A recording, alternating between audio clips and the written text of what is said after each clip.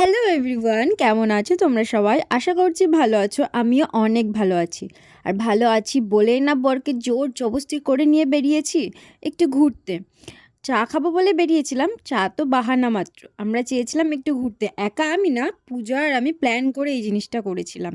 তো এখানে শুভ, তন্ময় আর সৌমেনদার আমাদের সাথে যাওয়ার কথা ছিল, ওদের একটু লেট হচ্ছিল বলে আমরা বললাম চলো একটু আশপাশ দিয়ে ঘুরে আসি, তারপরে ওদেরকে নিয়ে একদম বেরোবো। মানে ওরা যেখানে যায় চা খেতে প্রত্যেক দিন, আজকে আমরা সেখানেই যাব।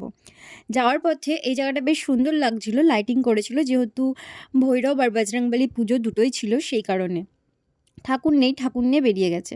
আমরা চলে এসেছি চা খেতে। এসে সবাই চা খেতে শুরু করে দিয়েছে, তবে আমি হাঁ করে বসে রয়েছি, কারণ আমি তো দুধ চা খাবো না। ওরা সবাই দুধ চা খাচ্ছে, আমি লাল চায়ের আশায় বসে রয়েছি। আর এখানে তন্ময়কে আমি বারবার ডাকছিলাম, আর ও যে বিস্কিটটার মধ্যে কী দেখছিল তো মন দিয়ে বুঝতে পারছিলাম না। যাই হোক, এদিকে সবাইকে দেখানো হয়ে গেছে, একটু আমার বান্ধবী বাদ যায় কেন, ওকে আর ওর ছেলেকেও দেখিয়ে দিলাম। পাপা তো আমার মুখের দিকে তাকিয়েছিল বিস্কুটের লোভে, কারণ ও আমার সাথে বিস্কিটটা খাচ্ছিল। সরি, বিস্কুট নয়, বিস্কিট।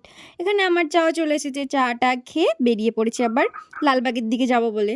লালবাগে আসতেই যে ঠাকুরটা বললাম না হয়েছে, ওই ঠাকুরগুলো সব নিয়ে বেরিয়েছে, বেশ ভালোই লাগছিল দেখতে।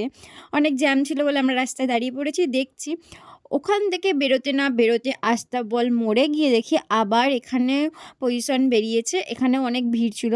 আমি দেখতে পাচ্ছিলাম না, বেটে মানুষ বলে গাড়ির ওপরে উঠে দেখছিলাম। আর এইদিকে আমার গাড়ির কথা বাদ দাও, এই জেঠুটা দেখছি টুলের ওপরে উঠে দেখছে, মানে কত ইন্টারেস্ট হতে পারে মানুষের। আর পাপাও দেখছি হুমড়ি খেয়ে দেখছে, তাহলে আমি বাদ যাই কেন? সবার দেখা দেখে আমিও গাড়ির ওপরে উঠেই দেখলাম। তারপরে চলে এলাম আমরা ফুচকা খেতে। আর এখানে ফুচকা খেতে এসে শুরু হয়ে গেছে এদের কাউতালি, এ ওর ঘাড় ধরে ঝুলছে, ওর নাক ধরে ঝুলছে। যাই হোক, আজকের মতো ভিডিওটা এতটুকুই করা হয়েছিল। ভালো লাগলে একটা লাইক করে দিও, টাটা।